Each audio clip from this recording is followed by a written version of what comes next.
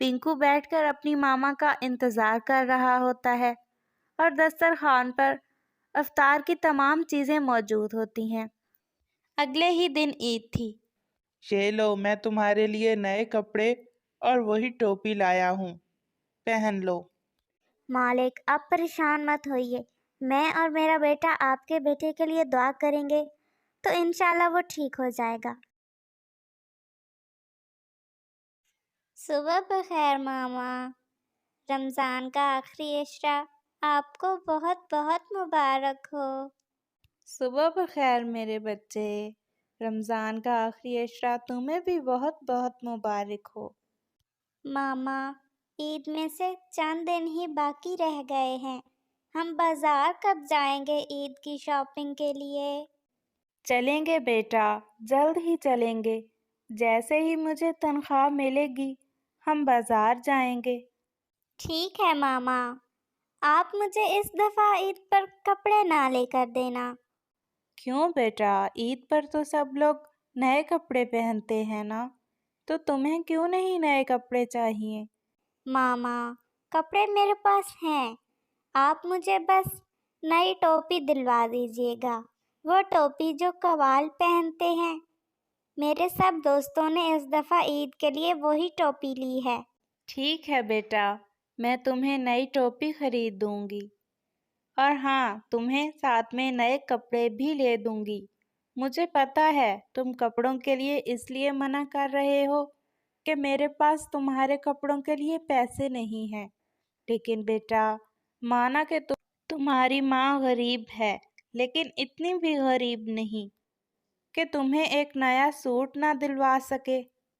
جانتا ہوں ماما، لیکن میں یہ بھی جانتا ہوں کہ پچھلے دنوں جب پاپا بیمار ہوئے تھے تو آپ کا کتنا خرچہ ہو گیا تھا ان کے علاج پر، لیکن پھر بھی ہم ان کو بچا نہیں پائے۔ اور میں دیکھتا ہوں ماما، افطار کے وقت بھی آپ ساری افطاری مجھے ہی کھلا دیتی ہیں، خود تو بس ایک کھجور ہی کھاتی رہتی ہیں، اور ان روزوں میں آپ کتنی کمزور ہو گئی ہیں۔ مجھے عید پر نئے کپڑے نہیں، آپ کی اچھی صحت چاہیے ماما۔ اپنے کچھ ہی مہینوں کے بچے کی بات سن کر سویٹی چڑیا کی آنکھوں میں آنسو آ جاتے ہیں، اور سویٹی چڑیا اپنے بیٹے کو اپنے گلے سے لگا لیتی ہے۔ سویٹی چڑیا کو ہمیشہ یہی پریشانی لگی رہتی کہ وہ اپنے بیٹے کی کوئی بھی خواہش پوری نہیں کر پاتی، لیکن اس بار اس نے ٹھان لی تھی کہ وہ اپنے بچے کے لیے عید پر نئے کپڑے لے کر رہے گی۔ سویٹی چڑیا بہت جوش اور امید سے کام کے لیے نکل پڑتی ہے۔ سویٹی چڑیا ایک گودام میں مزدوری کا کام کرتی تھی۔ اس کام میں محنت زیادہ اور پیسے کم تھے، اوپر سے سویٹی چڑیا کے روزے بھی چل رہے تھے، لیکن پھر بھی سویٹی چڑیا نے کبھی کام سے بچنے کی کوشش نہ کی۔ یہی وجہ تھی کہ گودام کا مالک سیٹھ کالو کوا ہمیشہ سویٹی چڑیا سے خوش رہتا۔ کام چورو، کھا پی کر بھی تم لوگ ایسے بیٹھے ہوئے ہو، اور وہ دیکھو سویٹی چڑیا روزے کے ساتھ بھی کتنی محنت سے کام کر رہی ہے۔ چلو جا کر کام کرو۔ ارے سویٹی چڑیا، تمہارا روزہ ہے، بس بھی کر دو، اتنی محنت نہ کرو۔ آؤ سویٹی بہن، ادھر آ کر تھوڑا آرام کر لو اور سانس لے لو۔ اب ان کام چوروں کو بھی کام کرنے دو، یہ کیا مفت کی تنخواہ لیں گے مجھ سے؟ مالک کوے بھیا، آپ میری ٹینشن مت لیجیے، اللہ روزے داروں کو بہت ہمت اور طاقت دیتا ہے، میں اب اپنا کام ختم کر کر ہی بیٹھوں گی۔ اور اتنا کہہ کر سویٹی چڑیا پھر سے کام میں لگ جاتی ہے، اور سیٹھ کالو کووا اس کو دیکھ رہا تھا۔ سویٹی چڑیا اپنا سارا کام ختم کر کے اپنے مالک کالو کوے سیٹھ کے پاس جاتی ہے۔ مالک کوے بھیا، میں نے اپنا سارا کام ختم کر لیا ہے، اب افطاری کا بھی وقت ہونے ہی والا ہے، تو کیا میں… سویٹی بہن، آج تو تم نے بہت ٹائم لگا دیا، افطار کا وقت تو ہونے ہی والا ہے، ایسا کرو آج افطار تم یہاں پر ہی کر لو۔ نہیں کوے بھیا، میرا بیٹا پنکو گھر پر اکیلا ہی ہے، میں کیسے اس کے بغیر ادھر افطاری کر سکتی ہوں، اور وہ بھوکا پیاسا میری راہ دیکھ رہا ہوگا۔ میں نے اس کی افطاری کے لیے بھی کچھ لے کر جانا تھا۔ مالک کوے بھیا، آپ پریشان مت ہوئیے، میں تیزی سے اڑتی ہوئی جاؤں گی تو جلد پہنچ جاؤں گی۔ ٹھیک ہے سویٹی بہن، تم جا سکتی ہو۔ اور سویٹی چڑیا اتنی جلدی میں وہاں سے نکلتی ہے کہ افطار کے لیے کچھ لیے ہوئے پھل بھی وہیں بھول جاتی ہے۔ رستے میں اس کو وہ یاد آتا ہے کہ پھل تو وہیں بھول گئی ہوں۔ ہائے اللہ، یہ مجھ سے کیا ہو گیا؟ آج میں نے اپنے بیٹے پنکو کے لیے کچھ فروٹس لیے تھے، لیکن وہ تو میں وہیں بھول گئی ہوں۔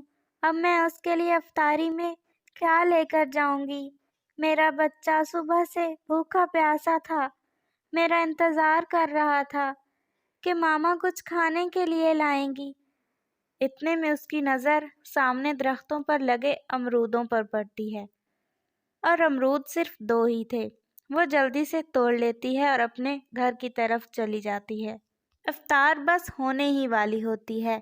پنکو بیٹھ کر اپنی ماما کا انتظار کر رہا ہوتا ہے، اور دسترخوان پر افطار کی تمام چیزیں موجود ہوتی ہیں۔ سویٹی چڑیا پوچھتے بغیر ہی افطار کرنا شروع کر دیتی ہے۔ سویٹی چڑیا جب افطار کے لیے بیٹھتی ہے تو سامنے دیکھتی ہے کہ مالک کوے سیٹھ اس کے ساتھ والے پودے پر بیٹھے ہیں۔ سویٹی چڑیا مالک کو دیکھ کر سب سمجھ جاتی ہے کہ افطار مالک کوے بھیا ہی لائے ہوں گے۔ سویٹی چڑیا، تم فروٹ وہاں پر ہی بھول گئی تھی۔ چلو اچھا ہو گیا، مجھے بھی تمہارے ساتھ افطاری کا موقع مل گیا۔ پھر وہ ساتھ میں ہی افطاری کرتے ہیں۔ افطاری کے بعد ٹھیک ہے سویٹی بہن، اب میں چلتا ہوں۔ مالک، مجھے آپ سے ایک بات کرنی تھی۔ پیارے دوستو، کیا آپ نے مجھے سبسکرائب کر لیا ہے؟ اور گھنٹی کے آئیکن کو دبانا بالکل مت بھولیے گا۔ ہاں ہاں سویٹی، بولو کیا کہنا چاہتی ہو؟ مالک، عید اب بس آنے ہی والی ہے، تو وہ میں کہہ رہی تھی کہ اتنے میں مالک سیٹھ کوے کی کال آ جاتی ہے۔ کیا؟ کب ہوا یہ سب؟ وہ ٹھیک تو ہے نا؟ ہاں ہاں، میں بس ابھی آ رہا ہوں۔ اور اس سے پہلے کہ سویٹی چڑیا کچھ کہتی، مالک سیٹھ کوے وہاں سے چلے جاتے ہیں۔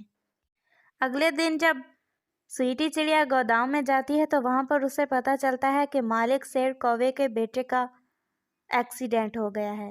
وہ وہاں سے سیدھا ہاسپٹل جاتی ہے، اور مالک سیٹھ کوا اور اس کی وائف بہت دکھی ہوتے ہیں اور بہت زور زور سے رو رہے ہوتے ہیں۔ سویٹی چڑیا انہیں حوصلہ دیتی ہے اور کہتی ہے، مالک آپ پریشان مت ہوئیے، میں اور میرا بیٹا آپ کے بیٹے کے لیے دعا کریں گے تو انشاءاللہ وہ ٹھیک ہو جائے گا۔ ایسا کہہ کر سویٹی چڑیا گھر چلی جاتی ہے۔ اگلے ہی دن عید تھی۔ بیٹا پنکو، مجھے معاف کر دو، تم نے مجھے ایک ٹوپی کا ہی کہا تھا اور میں تمہیں وہ بھی نہیں دلا سکی۔ میں بس کل مالک جی سے کہنے ہی والی تھی تنخواہ کا، لیکن ان کی کال آ گئی اور ان کے بیٹے کا ایکسیڈنٹ ہو گیا، اس لیے میں ان سے نہیں کہہ پائی۔ کوئی بات نہیں ماما، آپ پریشان نہ ہوں، اور ویسے بھی عید پر نئے کپڑے یا ٹوپی پہننا ضروری تو نہیں ہے نا؟ کیوں ضروری نہیں ہے؟ عید کیا ہر ہفتے آتی ہے؟ یہ لو، میں تمہارے لیے نئے کپڑے اور وہی ٹوپی لایا ہوں، پہن لو۔ مالک، اب آپ کے بیٹے کا کیا حال ہے؟ ہاں ہاں سویٹی بہن، وہ بالکل ٹھیک ہے، اور کیسے نہ ہوتا ٹھیک؟ تم نے اور تمہارے بیٹے نے اتنی دعائیں جو کی تھی میرے بیٹے کے لیے۔ پیارے دوستو، کیا آپ نے مجھے سبسکرائب کر لیا ہے؟ اور گھنٹی کے آئیکن کو دبانا بالکل مت بھولیے گا۔